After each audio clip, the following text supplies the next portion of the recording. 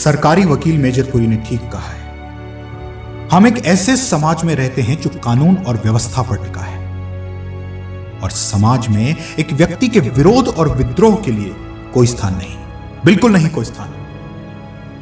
समाज ने, कानून ने, व्यवस्था ने विरोध प्रकट करने के लिए बना रखे हैं रास्ते, मीलों लंबे रास्ते। इन रास्तों पे चलना शुरू किया जा सकता है, लेकिन प्रश्न तो यह है कि विरोध प्रकट करने के ये रास्ते क्या कहीं पहुंचते भी हैं? बिल्कुल नहीं पहुंचते, कभी नहीं पहुंचते। विरोध कोई नाटक नहीं कि अंतिम अंक, लास्ट एक्ट तक पहुंचने की प्रतीक्षा करे। शक्तिशाली लोगों के विरोध को राजनीतिक विरोध कहा जाता है, जो उन्हें एक ही छलांग में बैठा देता है सत्ता के बिल्कुल पास रखी कुर्सी पर। और कमजोर लोगों का विरोध, उसे विरोध नहीं विद्रोह का नाम दिया जाता है, जो उन्हें एक ही छलांग में पहुंचा देता है फांसी के तख्ते तक। जब छोटे छोटे विरोध लगातार दबा दिए जाएं, अनसुने अनदेखे कर दिए जाएं, तो हमेशा एक भयंकर विस्फोट होता है, प्राण घातक विस्फोट।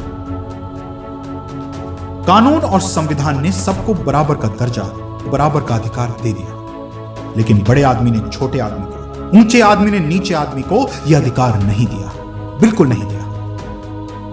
जो व्यवस्था, जो समाज जाति भेद के आधार पर चलेगा, ऊंच नीच के तराजू में आदमी को तोलेगा, उसकी आयु कभी भी लंबी नहीं होती, बिल्कुल नहीं होती। बराबर की बात तो दूर, सोचने के स्तर पर भी हम अपने से छोटों को बराबर का अधिकार देने के लिए तैयार नहीं। बराबर का अधिकार, हम तो आंख उठाकर अपनी ओर देखने तक का हक देने को तैयार नहीं। इसका कारण वे सामंती प्रवृत्तियां, सोचने का सामंती तरीका, फ्यूडल टेंडेंसीज, जिनसे हमें अभी तक आजादी नहीं मिली है। सरकारी वकील ठीक कहते हैं, सवार रामचंद्र को फांसी की सजा मिलनी ही चाहिए। अपने देश की रक्षा की शपथ लेने के बावजूद उसने कर दिया इनकार एक अफसर की बच्ची की गंदगी उठाने से।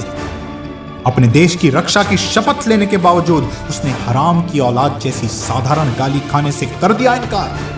अपने देश की रक्षा की शपथ लेने के बावजूद उसने अपने कान, अपनी आंखें बंद करने से कर दिया इनकार।